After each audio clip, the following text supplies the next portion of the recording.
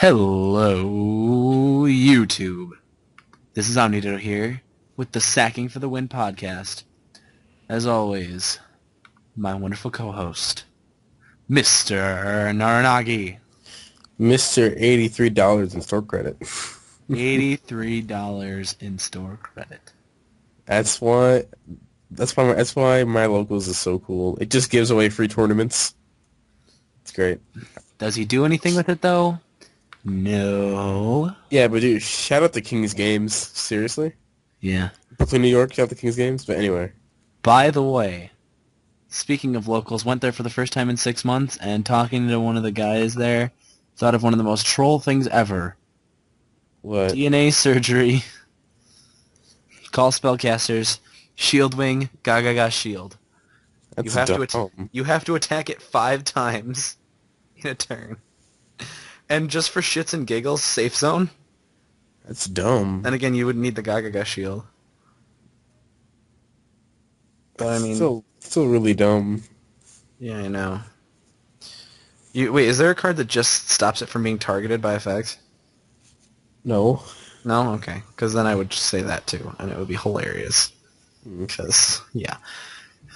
So anyways, before we get into today's topic, Nagi, what have you been doing with whatever it is Should I tell the crowd what happened today? You should absolutely tell them about what Well, happened today. at Kings Games, every Thursday they have these free tournaments where you have to go undefeated for either 4 or 5 rounds, depending on how much people are there. And since there was 35 people, it was a 5-round Swiss, and you had to go undefeated to get $10 store credit, right?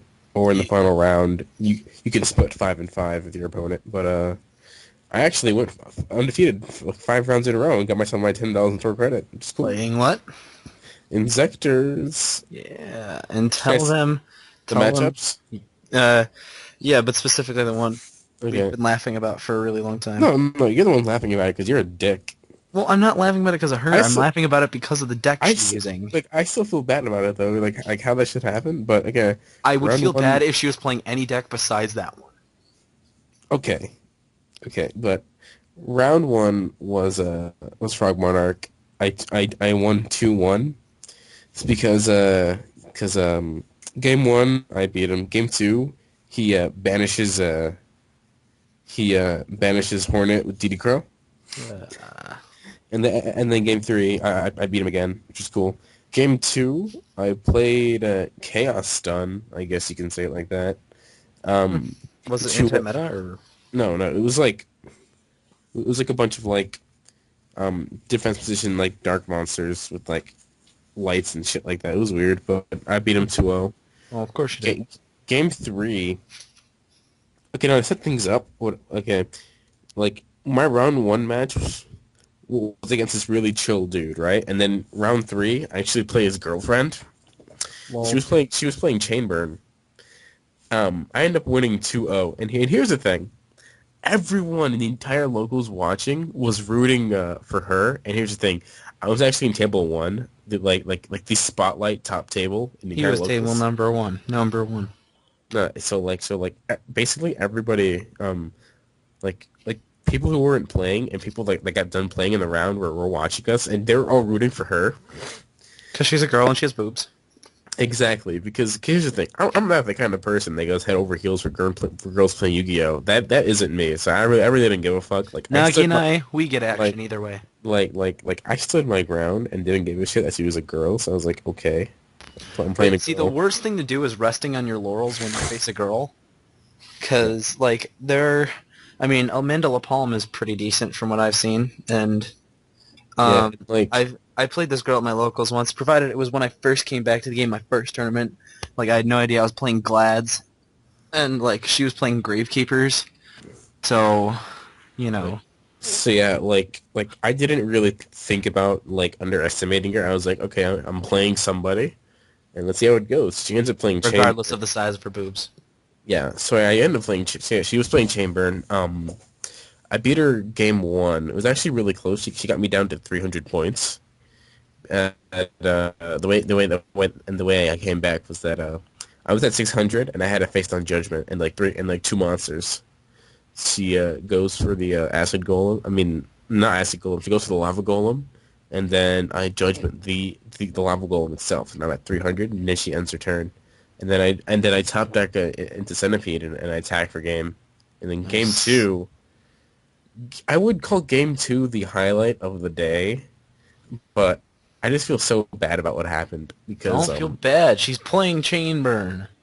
no, like okay, what happened was that I get it. She's a nice girl, but okay, she's playing no, Chainburn. because what happened was that okay, she goes, she does her turn one, she sets five and goes, and then I do my thing. I actually I know summon Hopper, and then I set two, Hmm. trap stun, and a compulsory, and I don't even attack because I was afraid of the I don't even attack because I was afraid of the whatchamacallit, the cylinder. So I have my turn. She draws. She has five set and two cards in hand. She actually starts flipping her entire back row. She goes reckless. Um, what was it again? I forgot. Uh, Yeah, can, but yeah, I you forgot said what. Chain Reckless. Here, let me look it up. You sent it to me earlier. Yeah. I forgot what it was. Uh, so okay, that's about the one guy. I forgot what she chained. She she Reckless, Secret Barrel, Just Desserts, Chain Strike accumulated. Yeah. She did reckless secret barrel chain trick accumulate and reckless secret barrel just desserts chain trick and accumulated. So basically, she chained all five, and then after she flips up the accumulated, her last flipped up card, I right away flip up the chain stun. I right away flip up the trap stun, and people just stayed silent for the rest of the duel because I know I just killed her spirit by negating her entire back row. Wait, isn't accumulated fortune? No, never mind. That's trap. I always get confused with Dick. Yeah, get that confused with Chain Strike. So yeah, like I chain trap stun to all over five back row, and then she has this blank stare on her face, and then she's like, okay. She summons Medion, and then when she enters the battle phase, I compulse it, and then I just go for game. How come Chainburn players don't run Pudding Sauce for the hell of No, it? I don't know. But yeah, like I felt so bad because everyone was rooting for her. I was like, okay, and I basically I let her go neg five because of just because of trap stun.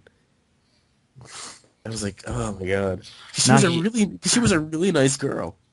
here's the thing, Nagi. It's hilarious. Like I know, like, but I crushed her dreams, which makes me feel Exactly. like an asshole. And that's what makes it so funny. It's like whatever. Nagi, I don't think you're understanding what I'm saying here.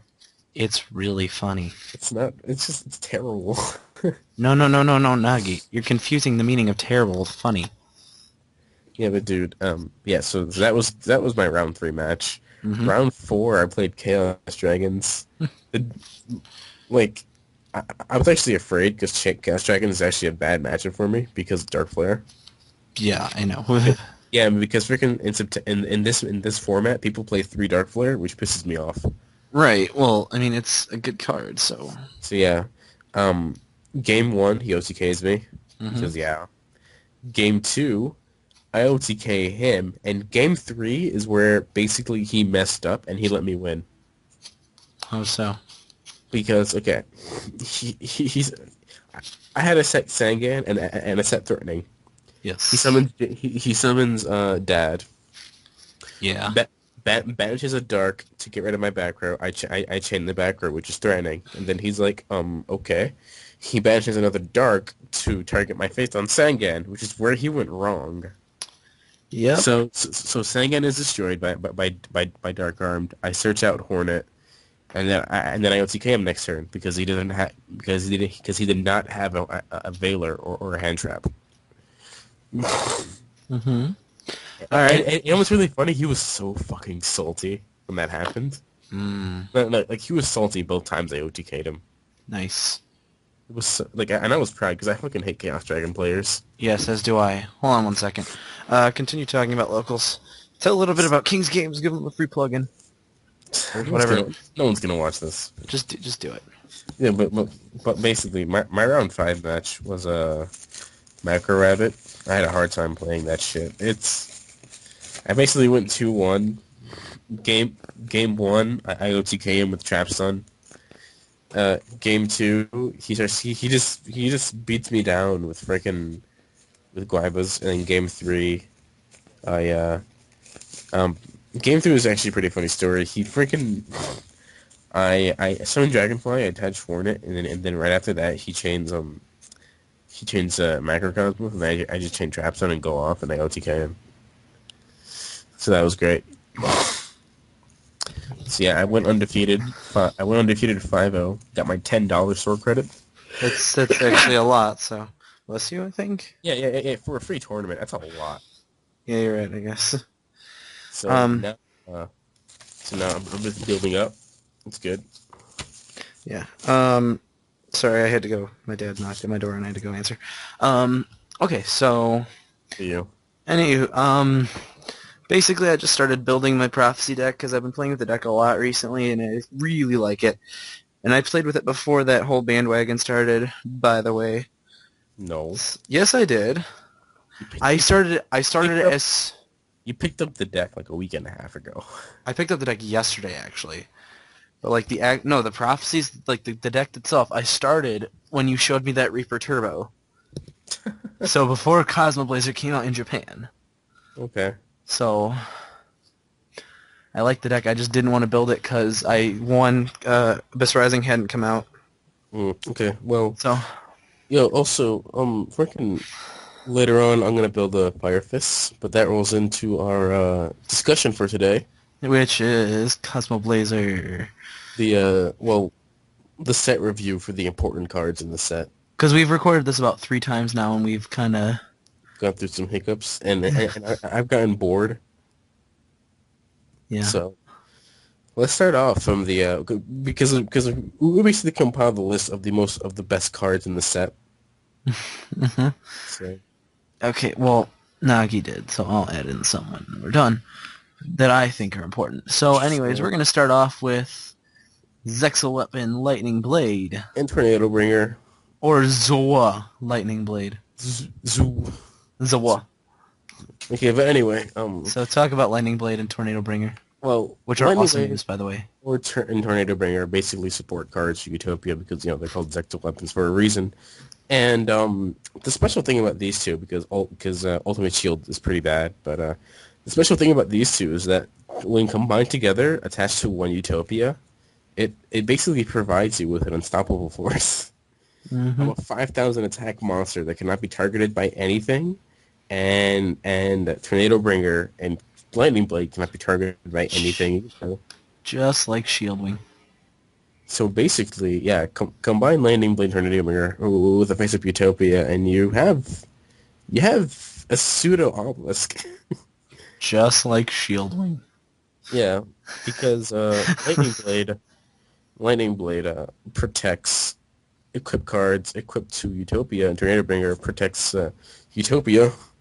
Each and Lightning Blade gives him 1,200, and Tornado Bringer gives him 13, which makes 25. Plus 25 from Utopia makes 5,000. So basically, you have yourself a 5,000 attack obelisk Tormentor. Yay. That's In case amazing. 4,000 wasn't enough for you. Yeah, 5,000 obelisk. And you only go neg 4 to summon this one as opposed to neg 2. No. Well, wait, okay, so you go neg 1 to summon Utopia. I mean, do you count Eclipse as negs? Listen, dude. You go neck 3 for both summons. Do you? Okay, whatever. No, you go neg Yeah. 2 for Obelisk. Oh yeah, right. Oh yeah, I guess. Unless you use Soul Exchange. Then you go plus 4. Or plus 3. So, Yeah. oh, that's funny. Okay. That's like So a prophecy Obelisk, the prophecy monster. wow. Yeah. So yeah, Lightning Blade Tornado Bringer really good cards. If someone can actually make a deck out of it, I'll do it. We'll do and it. We'll do it. Monster Mash. so whatever. But anyway, next up is Gaga Clerk. Which I'll talk about after you give your little spiel about it. I want to make a whole binder of this thing, no matter what the rarity. It's so freaking cute. I'd even call it cooler looking than Gaga Girl. Magi Magi. It's no, she's the best looking one, and you're buying me one, so I'm satisfied. Buy you one. But yeah, dude, Gaga Clerk, it's a good card, and I want a whole binder of it just because it looks so damn cute. So yeah, Okay, so Gaga Clerk is actually a pretty good card. It is a level 2 Warrior Earth, 400 attack, 800 defense, and if you control a Gaga monster except Gaga Clerk, you can special summon this card from your hand, which is pretty darn good because you summon Gaga Girl, and we basically you get Gaga Girl and Gaga Magician at the field on the field at the same time, which is not very hard.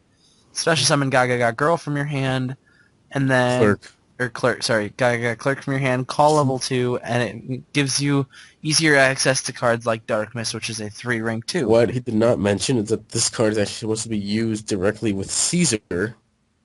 Kaiser? No, Gaga Caesar. Oh, okay. Because it basically manipulate the levels of Clerk and Caesar into the same ones for easy summoning. It's good. Yay, Kaiser. Caesar. Yeah. Wait, did you not put the sharks on this list? No, they're bad. Nagi, the sharks. Mention them at the end. They're not good. Okay, fine. We'll talk about all the crap at the end. Okay, so Next up, they're Harley Beast, Ale, and Leo. I'll just explain the archetype. So I played with Heraldic Beasts for about a week just to see what they were. Like I wanted to build the deck, but at the same time, I feel like they're gonna make Leo a secret, and at that point, it's going to be. No, it's going to be a super top. Are you Come on. joking? Are you joking? Super tops. Okay, so Leo, I'll read the effect exactly because when I improv it, like when I go off memory, it sounds funny. So, during the end phase, if this card was normal summoned this turn, destroy it. Oh, sorry, I forgot. It's an Earth Beast, level 4, 2,000 attack, 1,000 defense. During the end phase, if this card was normal summoned this turn, destroy it. When this card is sent to the graveyard, add one Heraldic Beast monster from your deck to your hand, except Heraldic Beast Leo. You can only use this effect of Heraldic Beast Leo once per turn. Well, what makes this card so freaking amazing is that if you detach it as material, it gets its effect, which makes it so abusable. It's And ridiculous. it's ridiculously abusable. Probably one of the best level 4 monsters that exist right now. Right. If it could search itself, it would be broken. It'd be a 3-card engine. Well, it would. It would be Stratos 2.0. Yeah, it'd be Better. It'd be a 3-card engine. Yeah, exactly. So yeah, it's broken. That's and, Leo. And Ale is pretty good too. Yeah, AL is basically kind of like Fall Troll. I compare this deck kind of to X-Sabers because I've been playing them for a while too, and they're like, I don't know. It's similar in some ways, and it's different in a lot too. But it's similar in that it churns out monsters really quickly, and like you. But the thing is, like Heraldic Beasts rarely lose advantage. Like they just plus so much off of Leo because he adds cards every single turn. Right. He's so easily abusable by just detaching him as exchange material. Yeah, and then yeah. So yeah, Ales is a pretty good swarmer. Yeah, eel. So sorry, I never actually said what it did. When you control 2 or more Heraldic Beast monsters, you can special summon it from your hand, which is pretty darn good. And basically, like the pro plays you can make are, use the summon the Xyz monster. Yeah, you can just keep talking. Yeah, you can just summon the Xyz monster and then normal summon another one or special summon another one. Basically, it's really easy to get 2 of them out on the field. It just pluses like crazy. They have cards, like spell cards, that resolve by summoning Xyz monsters. It's crazy stuff. So, really, really good archetype, the Heraldic Beasts. We'll probably get into those more later. Just to like further in depth talk about the archetype and stuff, and probably do an entire podcast on it because I feel that it's going to be a relevant archetype to the metagame. I feel like a lot of people are going to pick it up. If I think it's going to be one of those like sleeper hits at first, because like right now the thing that everyone's focusing on with this pack is, Fire Fists because they're overwhelmingly good. But what if a lot of people haven't seen yet is like the applications that Heraldic Beasts hold. So I feel like they're going to be somewhat similar to prophecies in the respect that, at first people aren't really going to think much of them, and then like after playing with them and after seeing people use them, they're going to slightly pick up popularity, and eventually they're going to end up topping. Like I feel like prophecies are due for their top because if you've played with the deck, you realize how much advantage you get. Like you just get so much advantage with the deck. I mean, not only do you draw twice per turn, but like, well, you can't really make mistakes because if you make mistakes, you can kind of screw up your setup. But you almost consistently, almost always draw two every turn with prophecies, and you blow stuff up every turn with priestess. I mean, you get out a 2500 monster really consistently that they really can't get rid of except by banishing, and even if you banish it, you have two more. So it's like, almost no point. Excuse me. Sorry. Yawn. Jeez, he's been gone for a while. Oh, he sent me a message, I believe. Let's see here. Keep talking 5 minutes. Okay, so it's been 2 minutes since he sent that. I'll keep talking. Okay. So, I will just move on down the list rather than blab on by myself for 5 minutes. And we'll go on to something that he's not going to want to talk about, which would be, let's go to Haze Beasts. So, these Haze Beasts, oh yes, I get to make all my jokes while he's not here. So, yeah, because we've recorded this 3 times now, and every time I make jokes about Haze Beasts, and he gets really upset because he gets annoyed. So the Haze Beast archetype is basically an archetype of level 6, I believe they're all beasts, fire monsters, and essentially your goal is to get those out as fast as you can and overlay as many of them as possible to make not Heraldic Beast, Haze Beast Basilicock. So you unleash the Basilicock. You bring forth your Basilicock. You go to your opponent. You stare them in the eye. Then you look down and reveal your Basilicock. Alright, sorry. Anywho, so Basilicock, I'll just talk about what that is real quick. Actually, I'll talk about the decent cards they have in the archetype first that are incredibly usable. I won't really talk about the ones you have to use. I mean, I don't think we're going to do a podcast on these, but we might. Who knows? So there's Haze Beast Cerberus. Like I said, level 6, level 6 Fire Beast, 2000 attack, 200 defense, which is important because the Haze Beast deck runs Rekindling because it's really good in this deck. Its effect is you can normal summon this card without tributing, but its original attack becomes 1,000. This face-up card cannot be targeted by your opponent's card effects. That's another theme throughout it is I believe most of them can't be targeted by card effects. And then when this card is destroyed and sent to the graveyard, you can add one Haze card from your deck to your hand. So it can be destroyed by spell or battle, although it can't really be destroyed by, well, I mean, I guess Dark Hole, because, yeah. But it can't be targeted. So basically destroyed by a non-targeting card, which I think is pretty good. So that is Haze Beast Cerberus, and then we're going to talk about an awesome, awesome card for an archetype to have. Haze Beast Paraton, which is a awesome looking card. By the way, I know Nagi will get to talking about this probably throughout the podcast, but if you guys haven't had a chance to look at Cosmo Blazer, even if you're not gonna read the cards, just go look at the art on a lot of the cards because it's just gorgeous. I give them props to I give props to their art department this pack because a lot of I understand it's relatively easier because it's fire and you can do a lot of cool things with fire, but these cards just look so nice. I mean, if you look at Paraton, if you ever wondered what, I'm just gonna end up calling these Haze Beasts the Rapidash archetype because they all just look like different animals, with Rapidash. So, anyways, Haze Beast Paraton, level 6 Beast, or no, sorry, level 6 Pyro Fire. 6 stars. I already said that. 1600 attack, 1700 defense. Effect is must be special summoned by the effect of a Haze Beast monster and cannot be special summoned by other ways. This face-up card cannot be targeted by your opponent's card effects, and you can send one fire monster from your hand to the graveyard, then tribute this card. Special summon 2 Haze Beast monsters from your deck. You can only use the effect of Haze Beast Paraton once per turn. So it's a pretty awesome card. You don't you break even with it in card economy, but that's okay because like bleh, who cares? Um, Anywho, what are we going to talk about next? I'll talk about. Does he have Basilicock on here?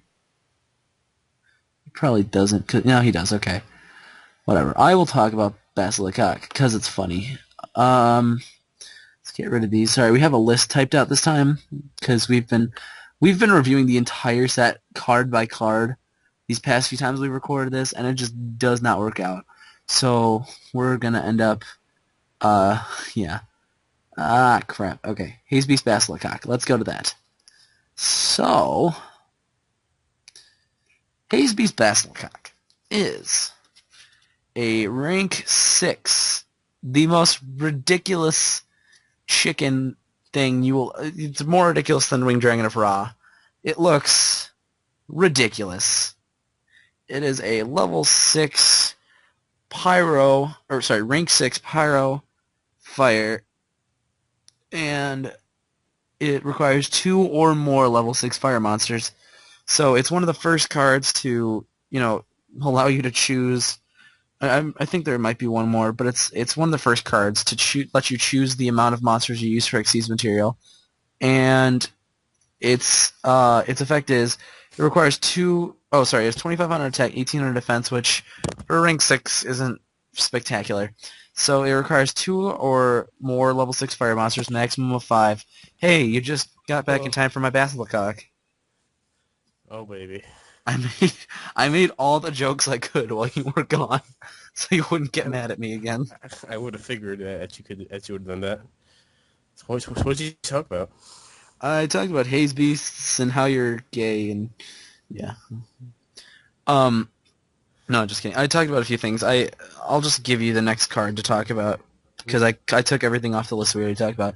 So, anyways, Basilicock once per turn, you can detach one Xyz material from this card to target one monster your opponent controls or in their graveyard, banish that target, which is bye-bye Inzectors. This card gains effects based on the number of Xyz material it has. 3+, this card gains 200 attack for each Xyz material attached to it, so if you have 5, it essentially goes up to 3,500, which is very respectable. 4+, this card cannot be targeted by your opponent's spell traps or card effects. I don't know why they didn't just say card effects, but 5, this card cannot be destroyed by card effects. So essentially it's immune to Dark Hole then, and non-targeting card effects, but it can still be compulsed. No, Oh, wait. compulse Oh, targets. never mind. It can't be targeted. Never mind. It can't. No, compulse doesn't target, does it? Compulse targets. What's the one that doesn't target then? You don't a smashing ground? Right, and then they're whatever. Okay. No, isn't does Wind Blast target? Yes. Does Whatever. Okay. card target a monster? Shut up.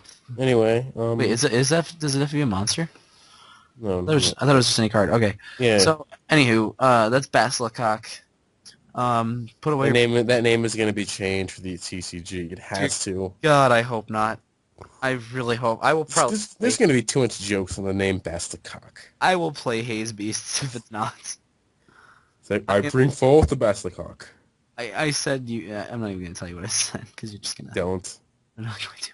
Okay. Anyway, So what's next? I left Orbital 7 for you to talk about. What did you talk about? I just go ahead and talk about Orbital 7. Okay. Orbital 7 is a very interesting card. It's an Ultra in OCG, if you guys didn't already know this by now. And if you guys don't know, a card being an Ultra in the OCG is kind of a big deal. You sure this is an Ultra? Yeah, it is. It's an Ultra Ultimate in the OCG. Huh. I feel like that would look really nice as an Ultimate Rare just because... It does look pretty cool in Ultimate Rare. I've seen it. My friend has a playset of Ultimate Orbital 7s. But, yeah, like...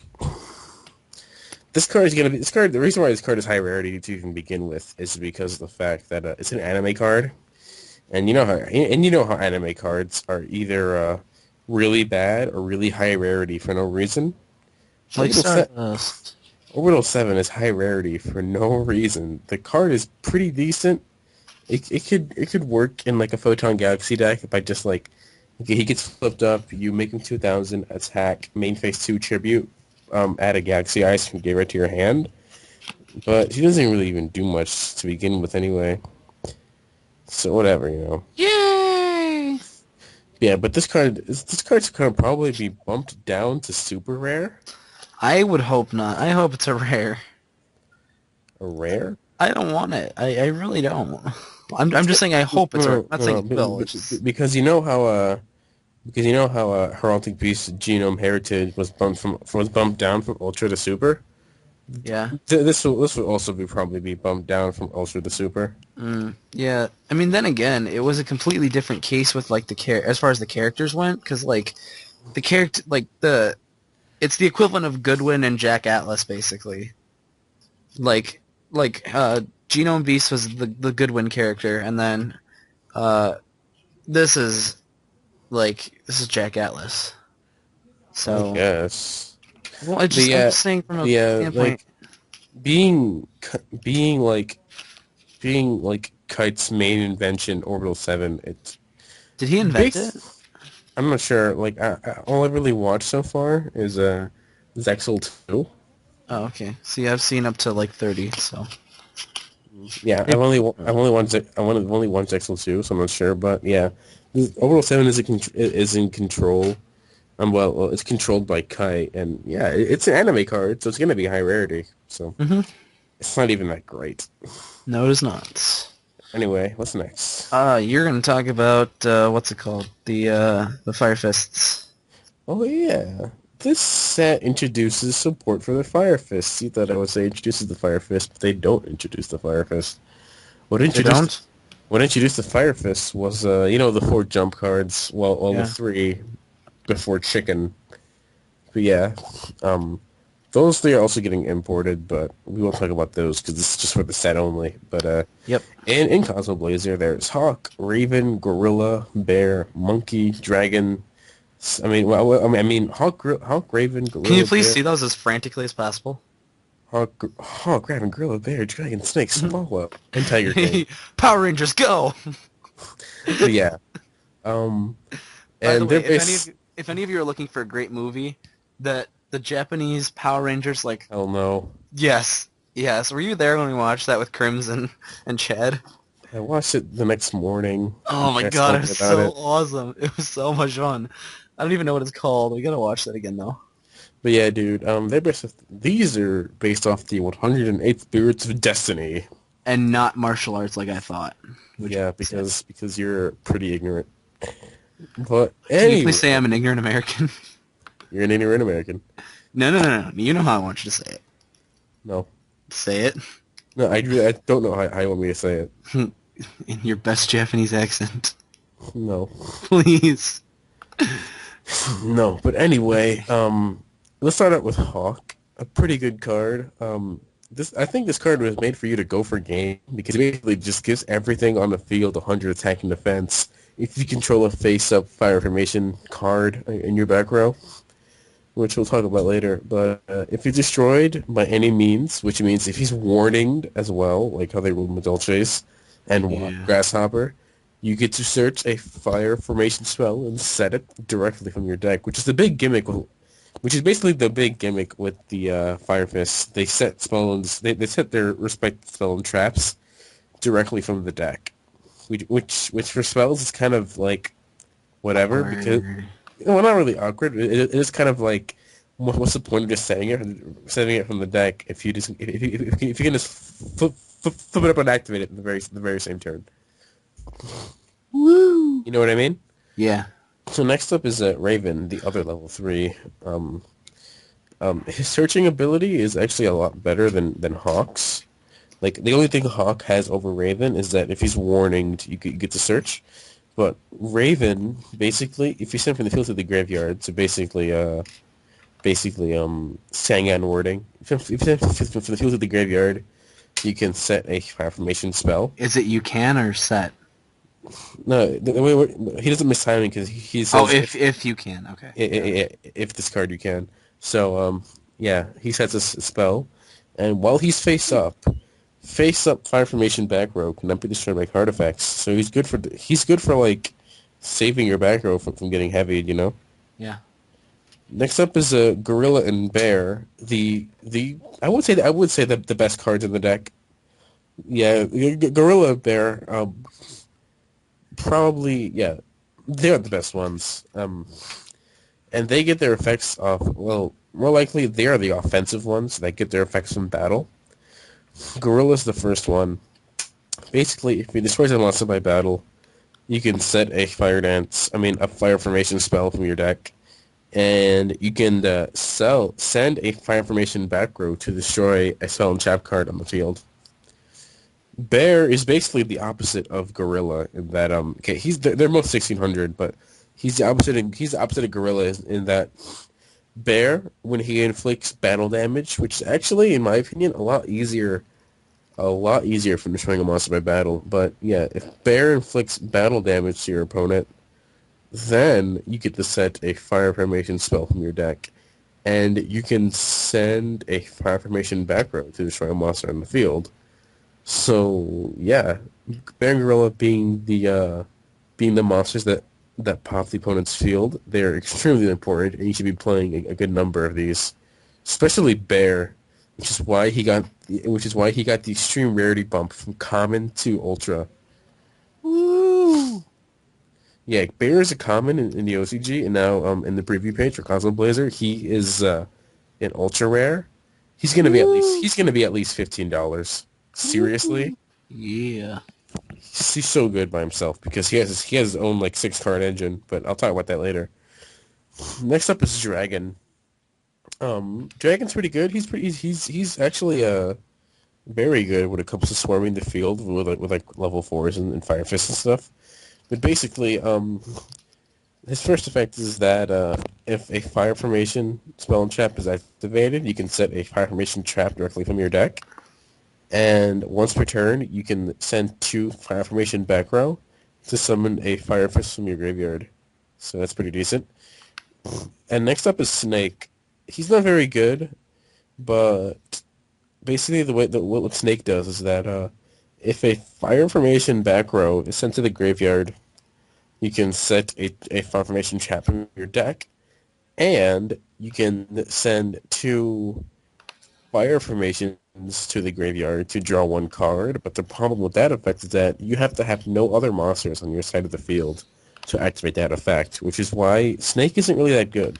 It's just like Bubble Man. Yeah, basically. It's And basically the now, Bubble Man of the deck. lastly, of the main line of Fire Fist is Swallow, which, in my opinion, isn't very good of a card. But well, because the way it works is that he's level 5, 2000 attack, and if he's normal or special summoned, you can set a Fire Dance spell or trap from your deck, and Mm-hmm. Beast Warriors cannot be targeted by your opponent's card effects. Oh. But the problem with actually getting him out is that is to special summon him, you have to send 3 fire formations from your field to the graveyard. So basically, you're going -1 because he summons himself and he renews your fire formations by sending 1 more from your deck. So, but honestly, I don't like Swallow at all. Like I'm not playing him in my build, but the only real way to run him efficiently is like the play that's like normal summon Raven, activate Tensu, normal summon Swallow by tributing Raven. You search out a a fire formation from both Raven and Swallow, and that's really it. Other than that, he isn't very optimal in a Fire Fist deck. Yeah. So what's next? We have Mermail, Abyssdine, and Abyss Lead. Oh yeah, So I'll Abyssdine is the one that summons things for no reason. But keep yep. talking. Okay, I'll talk about a bit. Do you want to talk about Abyssdine and I'll talk about Abyss Lead? No, you do both because I had a mouthful with Fire Fists. You had a mouthful of basilacock. You're gay. I am not the one with basilacock. Well, I mean, I have... Never mind. Okay. Anyways, Mermail Abyss Dine is... Yo, dude, I just Yes. realized. What?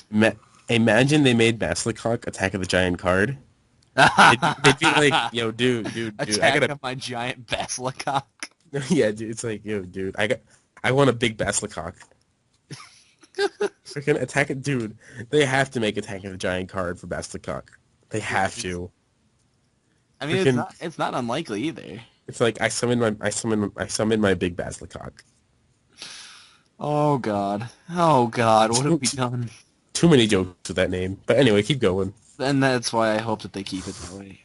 I really do. Okay. So, anyways, Abyss Dine is a good card. it's It's it. Do you think they're gonna use it? it's I feel like it's maybe a one of, if anything, you think so. Okay. a one of. Okay. Because, like, it summons things for no literal reason. Seriously. Absolutely no reason. Okay, but yeah, So, Abyssdine. Abyssdine, Water, Aqua, level 3, 1000 attack, 200 defense. When this card is added from your deck to the graveyard to your hand by a card effect, if you control a face-up Mermail monster, you can special summon this card from your hand. When this card is special summoned by the effect of a Mermail monster, you can target one level 3 or lower Mermail monster in your graveyard and special summon that target. You can only use the effect of Mermail Abyssdine once per turn. So, Nagi, what makes this good? Just summoning things for no reason. That's the only. It's like it just gives the deck extremely stupid access to rank threes Precisely. because like it just summons things for no literal reason. For absolutely no reason. It's like, okay, it summons itself and then like summons things from the graveyard. It's like, okay, you just went +2 for no reason. Yay. Like because of one card, but okay. Woo! Yeah, now Abyss lead. Hey, in case you guys just wanted to go neg 3.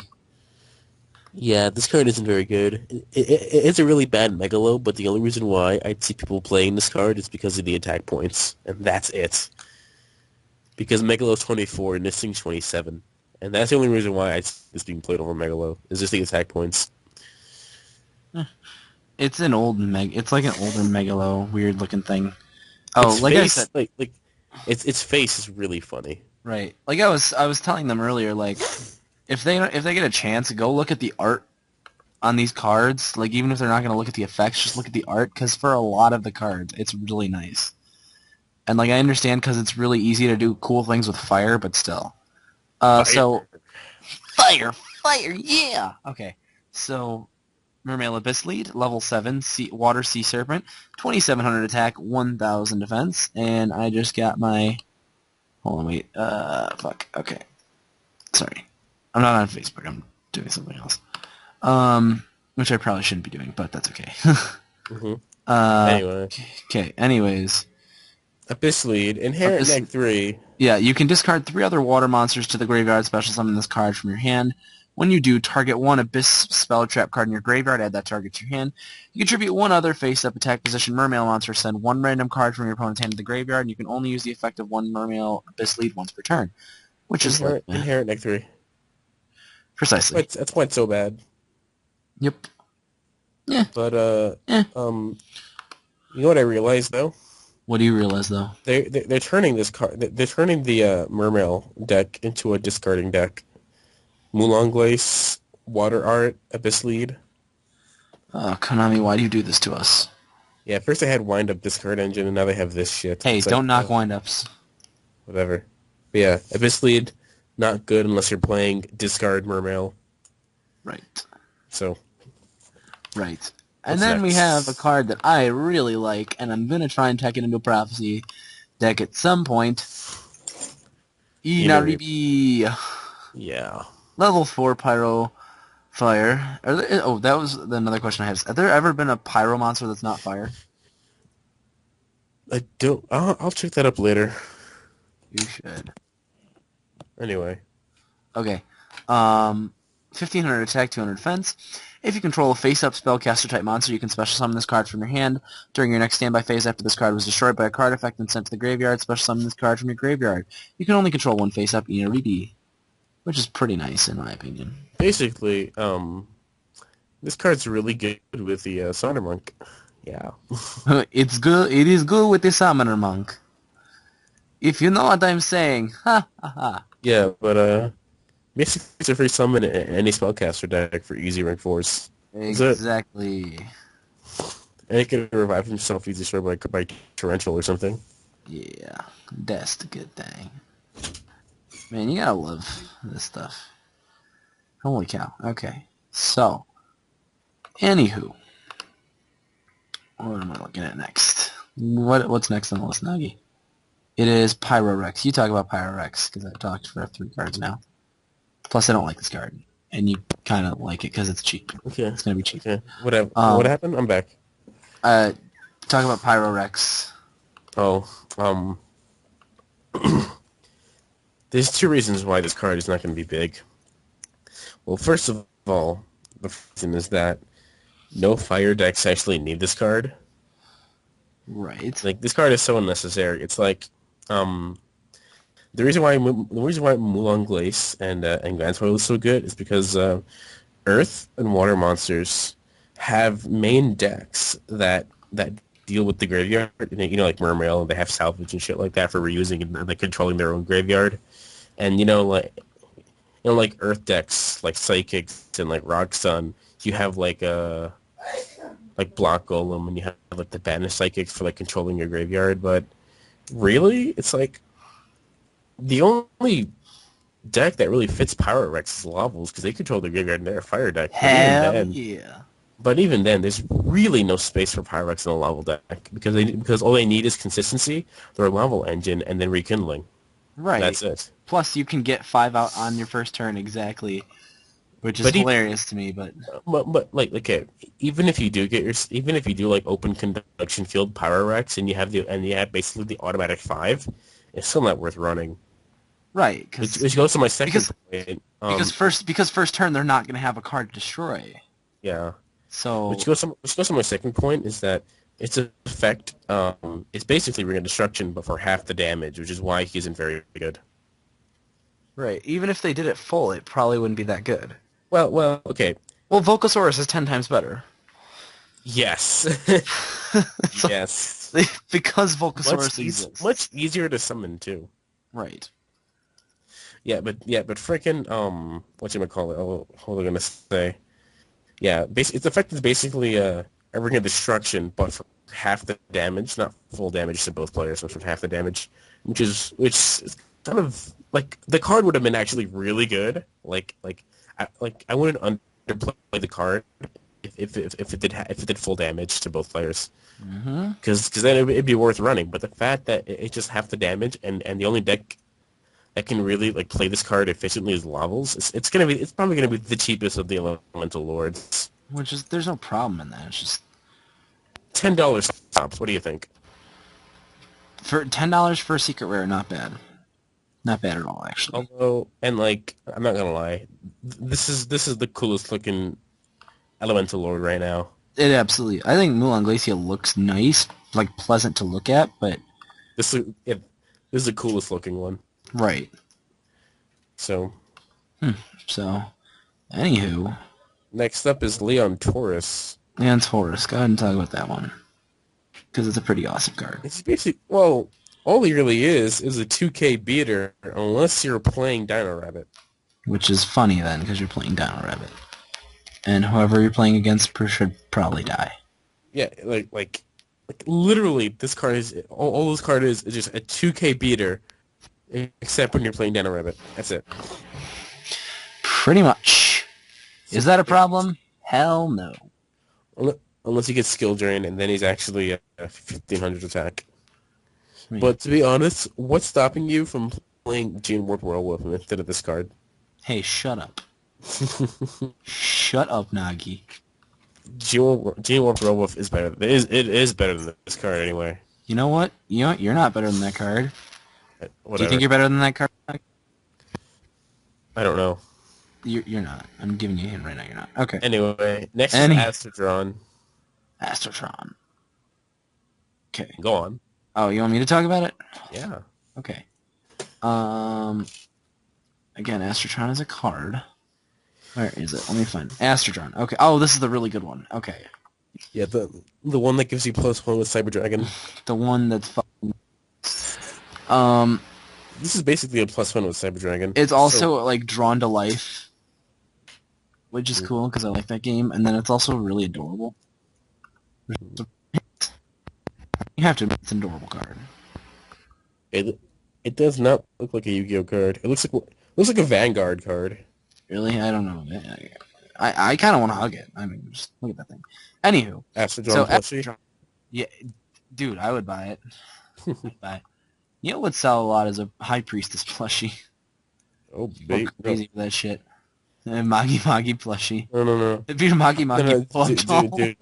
No, it'd be like a High Priestess, anatomically correct, doll. No, well, okay, maybe. Yeah. But anyway, Astrodron, Astrotron. really good. If this card is used for an Xyz summon, you can treat it as a level 5 monster. An Xyz monster that was summoned using this card as material gains this effect. When this card is Xyz summoned, draw one card. Basically, So, Cyber Dragons and Summoner Monk's new best friend. it's amazing. This card is surprisingly good for what it can do. And what makes it really broken in Prophecy decks is that, okay, let's see you Book of Life it. He's like level 12. You can still go into rank 5. Exactly. Which is awesome. And then draw a card. And you, like, Yeah. as if you needed more advantage in prophecies. Yeah, So, it's like, a okay, lot- Spellbook Tower, like, overlay with the Astrodron, draw another card. right. I'm going to be making a lot of interesting decks with prophecies Hmm. in the future, which is funny because it's prophecies, but because I just really like the archetype, and I'm probably going to be playing them for a while. Hence why I'm getting ulti versions of everything. Hmm. But Astrotron, great card. Great Yeah, card. very. Um, Come back. okay. So, I've basically been like, I tried talking through it, but then I realized I was in the middle of a game, so it wasn't going to work out very well. So, kind of just chilling here right now. By the way, note to self, when playing with prophecies, remember to get some way to get your spellbooks from the banishment zone. Eternity, case closed. Uh, Anyway, are you still recording? yeah, I'm recording. I'm just going to edit out the little sign. Yeah, sure. So back to, what's next? Hold on. And it's a good thing I was keeping track of this list. Shoot, gotta banish that shit. Why are you playing while doing this anyway? I was, and I started when you were gone. Oh, you were about to talk about Heart Earth Dragon. Yeah. That card is, it's a cover card. Looks really sick on the on the Thinking playmat, which I had to get, no matter what. And Or, wait, I'd just like to point out that this has 62,000 kilobytes because I'm recording in high resolution. okay. Yeah, just pointing. So yeah, Heart of Dragon, extremely unplayable. Um, but, You yeah. think it's playable? It's a really awesome effect, but actually summoning it requires a lot of effort. But the easiest way to summon it actually is to use number 53 Heart Earth, which is the next card that we're going to be talking about. Basically, it's they're both anime cards that have to deal with Dr. Faker and Yuma, and they get really amazing effects for how Doesn't he- crazy they are. Doesn't he give out fake Earth monsters or something like that? No. His name is just Dr. Faker, just because. Are you sure he Yeah. doesn't give out fake number cards? Because I'm pretty sure. Okay, whatever. But Alright. yeah. Heart Earth Dragon. Heart Earth summons Heart Earth Dragon the easiest way possible, because getting out 3 level 9s is crazy. Yep. Well, not in prophecies. No, it's retarded. Hey, dude, you can just overlay your 3 Mistworms. What Well- is this? Freaking Infinities? Summoning three Trishula? That would be okay. Let me think about how neg you'd go if you did that. So, You use 9 cards. So you go neg 6, summoning 3 Mistworms. Oh no, well I guess if you No, no, no, no, no. don't I mean, if you don't resolve each one of their effects, you no, go no, no. 6 total. Like I said, like Infernity summoning 3 Trishula. Right. Well, That's crazy. I know, but then I don't know. It probably wouldn't be worth it. But yeah, I feel like you could. I feel like if you're in a situation where you make 3 Trishula, you're pretty good for game. yeah. But Hard Earth Dragon, hard to summon. Hard Earth, even harder to summon, kinda. You think Heart But is harder to summon? whatever. Okay. Next up is Lion Vexel weapon, Arms. Lion Arms. It is a light beast, level 5 monster with 3,000 attack, 1,200 defense. It requires 2 level 5 monsters. This card cannot attack your opponent directly. Once per turn, you can detach 1 Xyz material from this card, add 1 Zexal weapon monster from your deck to your hand. You can target 1 face-up Utopia monster you control. Equip this card you control to that target. It gains 3,000 attack. During the battle phase, if the equipped monster attacked, you can send this equipped card to the graveyard. During the battle phase, the equipped monster can attack an opponent's monster once again. So, Do kind you of... want to do you want to why this card is so good? Why is this card so good? Shark Drake. It's no, no. The reason why Lion Arms is so good is because it's a generic 3K rank 5. Yeah. That's it. That's why this card is so amazing because it's a rank 5 generic with 3K attack, but the one downside is that it can't attack directly. Wind up, That's it. teach your heart out. Yeah. Did you talk about Tiger King? No. Talk about Tiger King. A really good card. Really broken negation effect, if you guys haven't read it already. But basically, when it requires 2 level 4 dudes, and when he succeeds summon, you can set a fire formation spell and trap from your deck, and once per turn, you can detach one Xyz material from the card, and negate the effects of all monsters on the field except Beast Warriors until the end of your opponent's next turn. So it gives you 4 turns of negation. Yay! So powerful of an effect. And also, when he's destroyed and sent to the graveyard, you can send 3 fire formations from like on the field to the graveyard to summon 2 fire fists from your deck with the same attack. Yay! So yeah, he brings out more monsters, has 4 turns of negation, and sets a fire dance, a fire formation. Really powerful. Yeah. Mermail Abystrite. This is the Bahamut Shark card. Water Sea Serpent.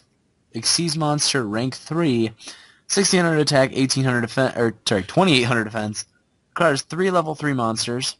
When your opponent targets exactly one other face-up mermail monster you control for an attack or with a spell trap card effect, you can detach 1 Xyz material from this card. That attack spell trap card now targets this card if it is an appropriate target. When this card is destroyed and sent to the graveyard, you can target 1 mermail monster in your graveyard except Mermail Abystrite. Special summon that target. So this is the card you summon with Bahamut Shark. This is Mermail Abystrite is the card that made Bahamut Shark playable. Because with this card, Bahamut Shark is extremely retarded broken. Like, seriously retarded broken. Make that shark deck. Because it basically gives you a free graveyard summon, and like it basically gives you a free defense, a free graveyard summon, and also, what you could do is go Bahamut Shark, detach, summon a Abystrite, use Rank Up Magic, bear against Force, go into Shark Drake Vice.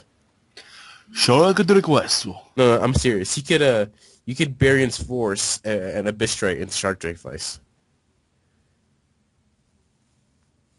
That's crazy, isn't it? It absolutely is. I'm sorry, I'm just getting excited about the next card. No, but really, dude, like, freaking imagine, though. Freaking, it's the freaking Bahamut Shark Abystrite, Rank Up Magic Barion's Force, the Abystrite in Shark Drake Vice. You have a 28 beater. Yeah. But yeah. Yeah. Abystrite's good.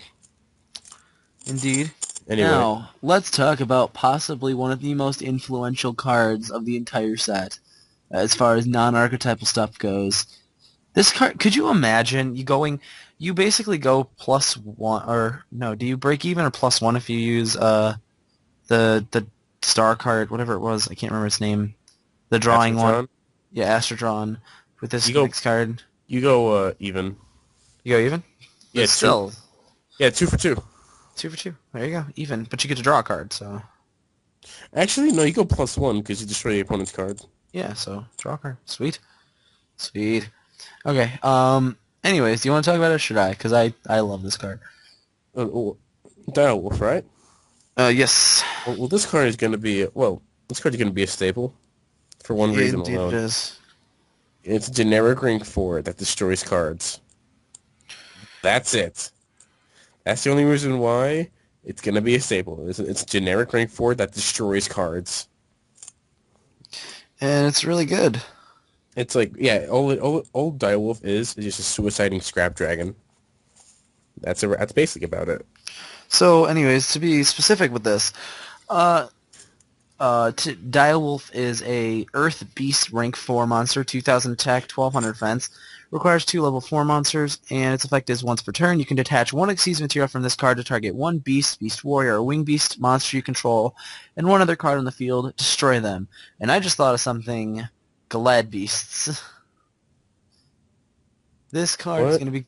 All card's right. gonna be good in Glad Beasts. It's good to use Quarry and shit. Right. And then you just summon out Darius. And then get back with the card you detach with. And make another one. And just start blasting shit. But yeah, like the fact that this card is generic and it can target himself for destruction makes this card a really good like staple for this for just getting rid of problem cards. It's like, okay, here's the thing. Seriously, what other generic rank 4 right now can get rid of a BLS? None. Exactly, Well, which is why Cowboy can attack into it. no, yeah, yeah, Cowboy can suicide with it, but first things first, you're gonna have to like declare an attack. This, all you have to do is like target itself, target BLS, destroy both. Yeah. So, really good card. I hope they don't make it like secret. It's gonna probably be bumped from super to secret. It's too good. It's too good to not be bumped up to secret. I'm glad I only need 1, but at the same time I feel like I want to rebuild my Glads. Everyone's gonna want this card. It's gonna be the next Gaia Drake or Gaia Dragoon, but like, whatever. Shoot, I didn't even think of that because I'm gonna run the 10 key or 10 whatever the one is, whatever the Rhoda is for Beast Warriors in my 10 key. Glads. Yeah. 10 key. I'm gonna run 10 key in my Glads because that extra 100 attack is glorious. Wait. I think it's Tensu, isn't it? It's 10 key, but wait a minute.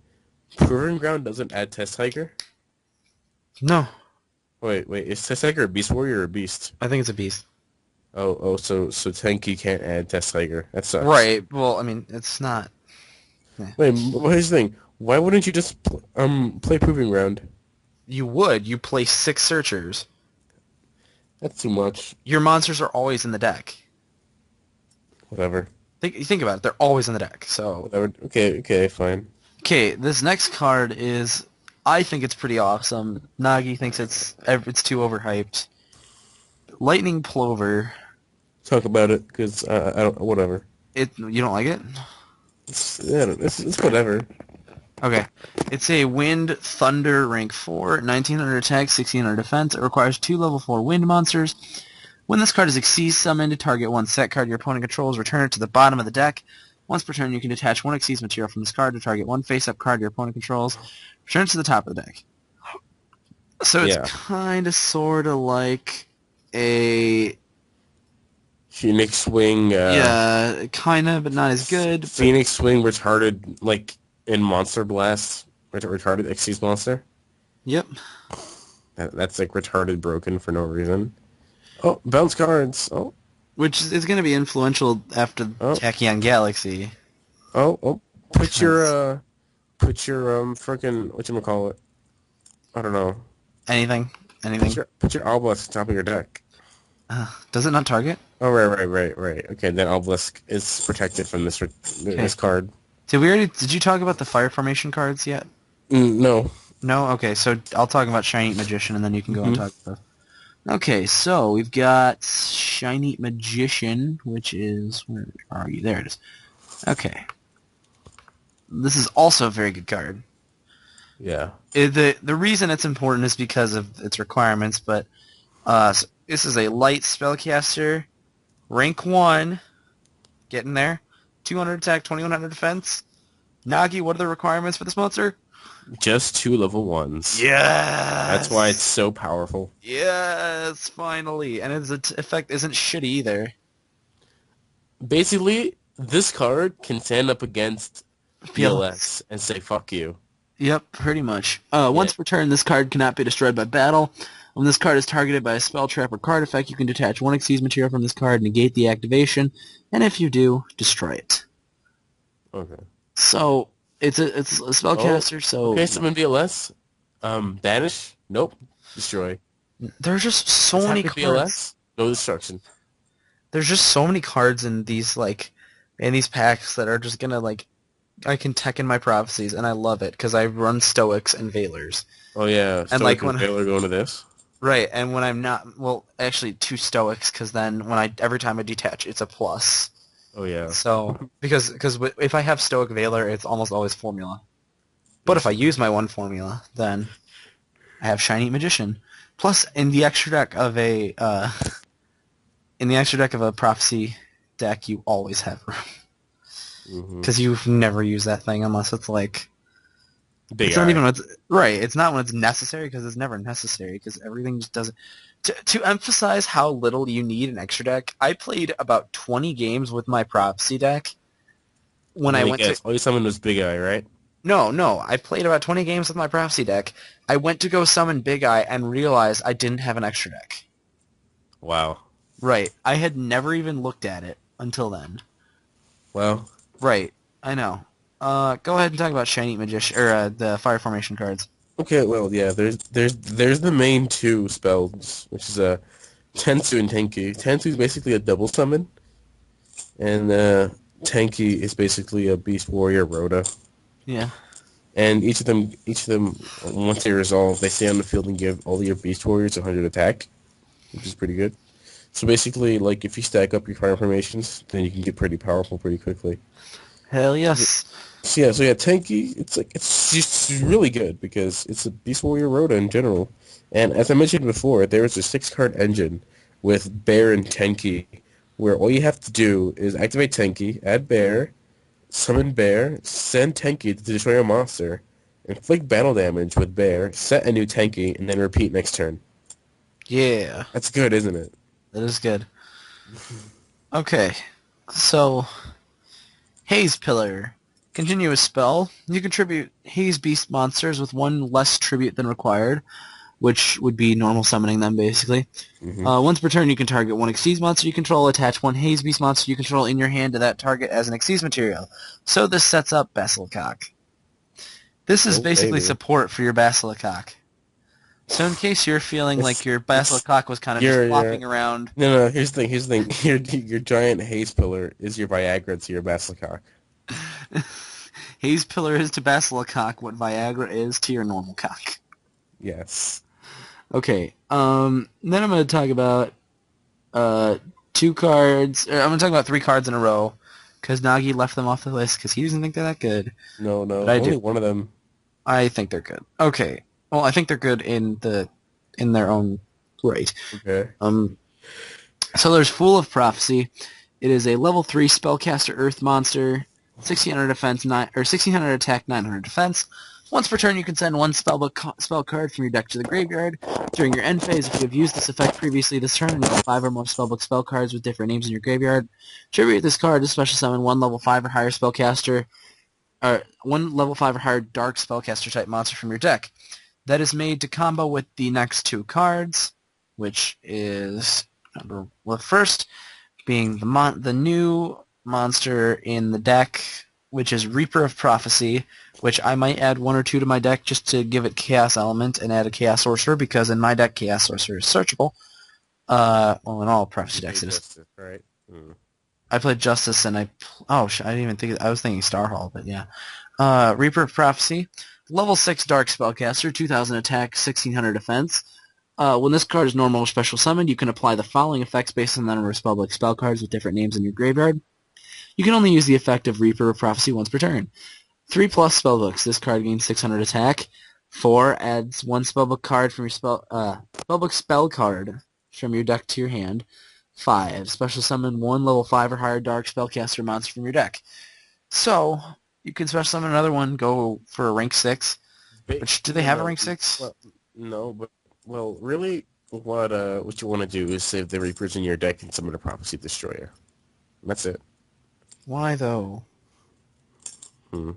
Yeah, but dude, also, what you gonna call it? Yeah. Reaper Turbo is the only reason why Spellbook of the Heliosphere is gonna probably be used. Right. See, I'm buying mine online for $1 right now, so Yeah, they're cheap as fuck. yeah. But I was saying this while you were gone. It's probably gonna end up being edited out, but like I feel this is gonna like prophecies are the sleeper hit right now. You And know what I noticed? what? They span across 3 sets. You know what they are? What? They're Windups? windups. Yeah, windups. Yeah, they have spanned across 3 sets. Right. And dude, you know what's gonna be really crazy? What? Okay. You know how windups needed to wait until their third set to be good? Yep. Cosmo Blazer, Sepher, Yep. the freaking Everyone's gonna use spellbook it. that. Everyone's gonna use it. Yep, it's gonna be like crazy. That's why I'm glad I get 2 paychecks before it comes out, so I can get everything I need beforehand. And then you can get me that one Magic Magician go. Right. Right. Okay. So Spellbook of Sepher, which is now Spellbook of the Master. Sepher sound cooler. Well, yeah, but they can't do that. The phonetic Japanese name sounds awesome. I know what it I, is. I would say it, but you'll get offended again. Um, okay. Wait, isn't it like Sef Amadosho or something? Severu no Murosho. Yeah, Sefer no Madosho. Yeah. Okay. So, I feel like if I ever learned Japanese, I would only say it like that. I sound like a samurai when I speak Japanese. You do, actually. It's pretty funny. Can you say something in Japanese for our listeners? No. Say, I bring forth the basilicok in Japanese. No. Please. Fuck you. Back to Sepher. Okay. Normal spell card. I mean, if it were quick play, it'd be broken. Like Fate. Yeah. Fate is so good. Fate is The so reason why freaking this good. Wait, the what is reason it? why Is this is a normal spell card is because right? it has to copy normal spell cards. Oh, you're right. So wait, what? Sorry, is there a card that puts banished cards back into the graveyard? What is it again? I know there is one. Is it Eternity puts it back to your hand. right? But isn't there another one besides? Like I run 3 Eternity in my build already without Sepher. So, like, isn't there just a regular spell card? Like I know No, Soul Release banishes them, but I don't think okay, so. whatever. For spells, no. I feel like there is Burial from a Different Dimension only monster cards. Yeah. Okay. I'll look it up. I'm sure there's one. Okay, so if you control a face-up spellcaster type monster, you can reveal one other spellbook card in your hand to target one spellbook normal spell card in your graveyard, except spellbook of the master. As this card's effect resolution, follow the target's card text as if you had used it yourself. This is the most awkward wording for a card ever. You can only activate one spellbook of the master per turn. Wait. When did they change the text into that? I don't know, but that's Follow the card text as if as you if you use had as if you had used it yourself. I don't get why this card's effect like this card's effect becomes the effect of that card. I think it's because like wording it that way would cause some discrepancies with secrets being once per turn. You get it? Oh, oh yeah. So okay. Yeah. Basically. So how they dodge that was just like, okay, we'll call it that. Nice, nice. And my Internet Explorer is frozen right now, so you're gonna have to talk about Charging Emperor. Charging Emperor, the Monarch card. The Monarch card, There we go. which is not going to be used because of Treeborn. That's Yay. why. Yay, Treeborn. Treeborn makes this card not good. Yay, Treeborn, you ruin things. Yeah, dude, Treeborn ruins everything. Remember Trials and Tribulation? Remember Advanced Zone? Treeborn ruined those 2 cards. Right? Yeah, And dude. he ruined Royal Decree. Yeah. The freaking Treeborn Frog ruined so many I good don't I Monarch don't cards. It pisses me understand. off. I don't understand why there's no point in running it or like you just run one and you just run back row with it. If Monarchs ran back row, they'd be so good. Like you just run the basic spell and trap lineup and then Monarchs and the Frog Engine and you're good. Yeah, dude. Like freaking. Wait, Yeah. Caius is a fiend, right? Yeah. Okay. Yeah, but freaking, I really hate how Treeborn ruins Decree, it ruins Advance Zone, it ruins Trials and Tribulation, it ruins freaking, like, Charging Emperor, and Charging Emperor is really good. You know what else it ruins? It What? ruins Advanced Dark. Shut up. Hey, Crystal Beast had a chance before Treeborn Frog. Anyway, Anyways, my thing is still okay. Whatever. I'm just gonna close the entire thing out. gotta flip Stupid this Quick friggin' Booster. Go ahead and talk about Quick Booster because I can't get to anything right now. Quick Booster's good. It basically, It's it pretty makes, good, I guess. it makes Psychics really broken. Oh, that's right. Is that the quick to play card? Yeah, Okay, yeah. nice. It puts them back into the deck, and then it makes you add if it's destroyed. Okay. So yeah, like this basically gives you extra e-tellies for no reason. It's Yep. funny. Mm-hmm. Uh, ugh. But Okay. but here's the thing, but it's the kind of card that requires input from the opposing player, Yes. which is like the one bad thing about it. But yeah, other than that, it's actually pretty good. Yep. All right. So next card is Heraldry Change, which is that the trap card? hmm Okay, that's a broken card. It's when your opponent's monster declares an attack, special summon a Heraldic Beast Yeah, monster. not even direct attack. Special summon a Heraldic Beast monster from your hand and negate the attack and end the battle phase. Yeah, it's not even freaking direct attack. It's just attack. So So stupid. basically, it sets up Eel. Yeah. Like you just normal summon one, set that card, and yeah, it's the Heraldic Beasts are so good. We're gonna do a podcast on them at some point. No, They're so good. Yes, we are. they're wasting my time. Fine, we'll do a no, whatever. Okay, so the last card we have on the list is Breakthrough Skill, but I feel like I'm gonna look through this list and find No, something to talk about. we have Tencent and Oh, that's Breakfast. right. Sorry, I forgot. I already got rid of that. Okay, Tencent. Talk about Tencent Tencent. is the fire formation. Well, one of them. Tenken is the really bad one, so skip that shit. But Tencent is basically a continuous trap that gives a singular Fire Fist 1,000 attack. Basically it's one of the Phantom Beasts, but no draw and 1,000 attack. Yeah. And I do like this card more than Horn of the Phantom Beast, just because it's 1,000 attack. I just feel like these Fire Fists are gonna be stupid. Like That's why I'm making the deck. It's cheap. stupidly good. Okay, 85,000 kilobytes on this recording. 1,000 kilobytes is like 85 megabytes. It's nothing. I know, but still, it's annoying. Next up is Breakthrough Skill.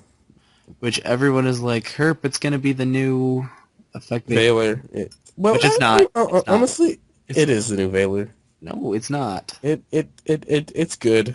I It's not like the it. Valor. I do like this card more than Valor. Really, It's really powerful. read its effect to these nice people. I can't. Why? I have to reset my computer. Hold on, let me pull it up. Thank God for I know what the card does anyway. right, but they don't know, or we're going to assume they don't know. Okay, but basically what the card does is that it's a trap card. It basically target one monster that your opponent controls, negate its effect until the end phase. Well, I mean, negate its effect until the end of the turn, which is basically Valor negation.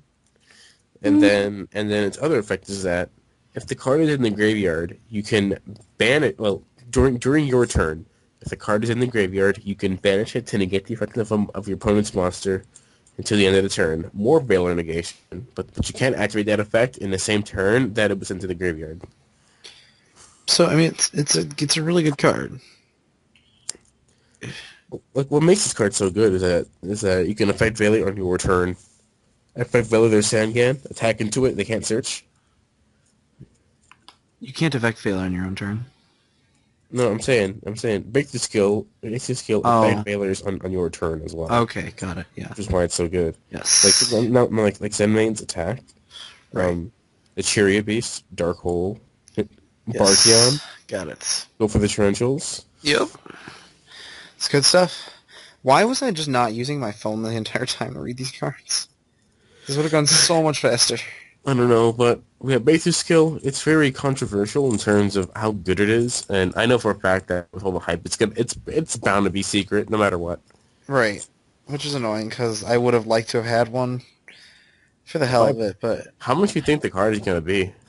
uh, at first it's going to be like 50, and then it's going to drop down to like 25. Because there's going to be a lot of hype. People are going to use it, not like it. Like I.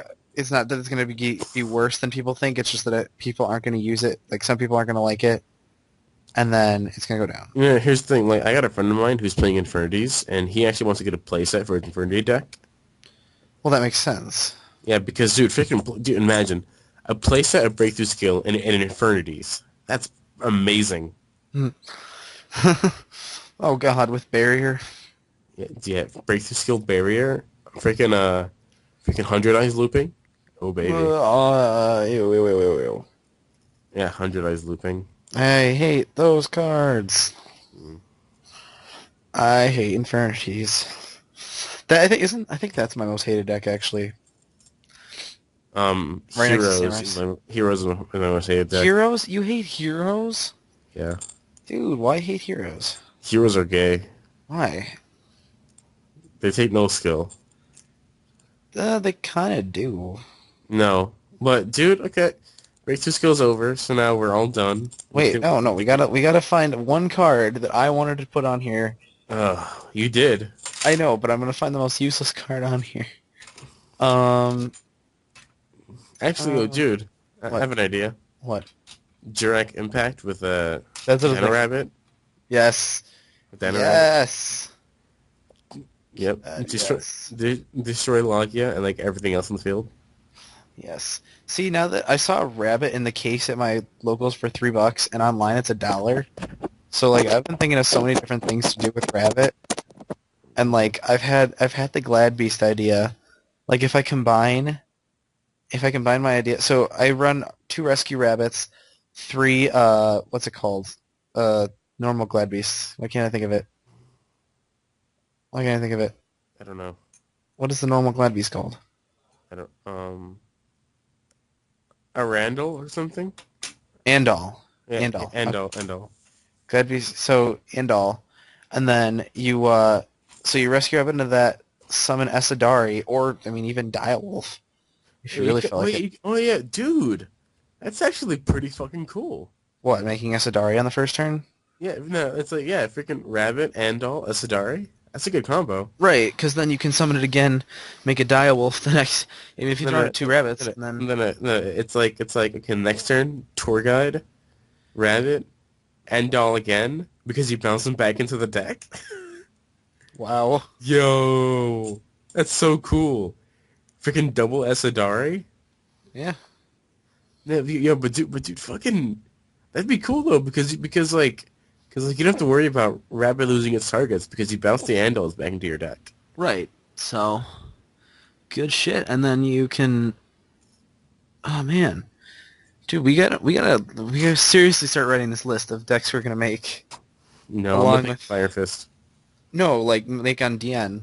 Oh, okay. Like that Monster Mash deck. Yeah.